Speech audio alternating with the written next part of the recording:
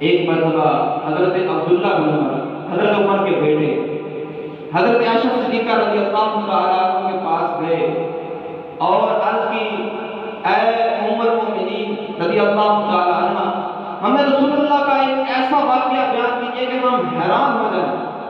تو حضرت عائشہ صدیقہ رضی اللہ تعالیٰ عنہ ارشاد فرماتی ہیں، ایک روز رسول اللہ میرے گھر تشریف لائے اور جیسے میرے پاس تشریف لائے فرمایا کہ اے عائشہ، اگر تیری اجازت ہو تو میں اللہ تعالیٰ کی عبادت کر لوں؟ تو حضرت عائشہ صدیقہ رضی اللہ تعالیٰ عنہ نے کہا کہ میں نے رسول اللہ کو کہا، عرض کی، یا رسول اللہ، کہ میں اپنی خواہش سے زیادہ یہ پسند کرتی ہوں کہ آپ اللہ کو زیادہ عبادت کریں، ان کو یاد کریں۔ تو ارشاد فرماتی ہے کہ جیسے مصلی پر رسول اللہ تشریف لے گئے، نماز شروع کی تو آپ رونے لگے، آپ کی آنکھوں سے آنسو آنے لگے۔ نماز سے فارغ ہوئے، قرآن کی تلاوت کرنا شروع کی، آنسو آنا شروع ہو گئے۔ آپ یہ ماجرا دیکھتے نہیں، کچھ دیر کے بعد بیان کرتے ہیں حضرت بلال رضی اللہ تعالیٰ عنہ وہاں تشریف لے آئے۔ وہاں دیکھا کہ رسول اللہ کے آنسو زمین پر آ رہے ہیں، تشریف لے کے آ رہے ہیں۔ حیران ہوئے، پوچھنے لگے کہ یا رسول اللہ کیا ماجرا ہے؟ تو رسول اللہ صلی اللہ علیہ وسلم نے ارشاد فرمایا، کیا میں اللہ تعالیٰ کا شکر گزار بندہ نہ بن جاؤں؟ یعنی میں اللہ تبارک و تعالیٰ کی عبادت کر رہا ہوں، اللہ تعالیٰ کا شکر گزار بندہ بننا چاہتا ہوں۔ اب پوری دنیا میں رسول اللہ صلی اللہ علیہ وسلم معصوم ہیں، معصوموں کے بھی امام ہیں، خطا تو آپ سے ہو ہی نہیں سکتی، لیکن وہ کیا فرما رہے ہیں کہ میں اللہ تبارک و تعالیٰ کا شکر گزار بندہ نہ بن جاؤں۔ لیکن آج ہمارا نوجوان اگر آپ کو دیکھے، کیا اس کو نماز اس طرح پڑھنا آتی ہے جس طرح پڑھنے کا حق ہے؟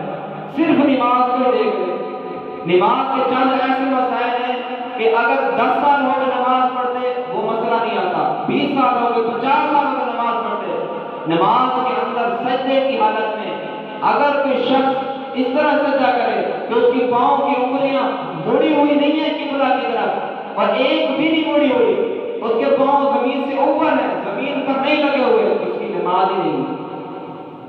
سجدے کی حالت میں پاؤں کی انگلیوں میں سے ایک کا قبلہ کی طرف مڑا ہوا ہونا فرض، 3 انگلیوں کا قبلہ کی طرف مڑا ہونا واجب سجدے کی حالت میں۔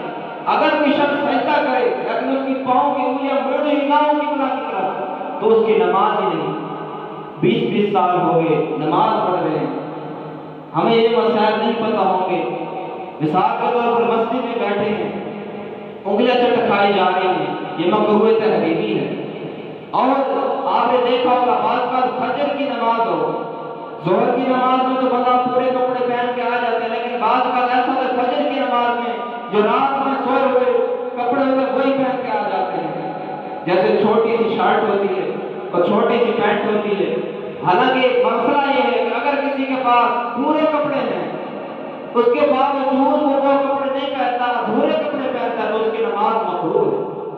اس کو چاہیے کہ پورے کپڑے پہن کے ایسے کپڑے ہیں جس میں ہاف بازو، لیکن اس کے پاس فل بازو والے بھی کپڑے ہیں، جان بوجھ کر نماز کے لیے نہیں پہنتا، نماز کا احترام نہیں کرتا، اس کی نماز مکروہ ہے۔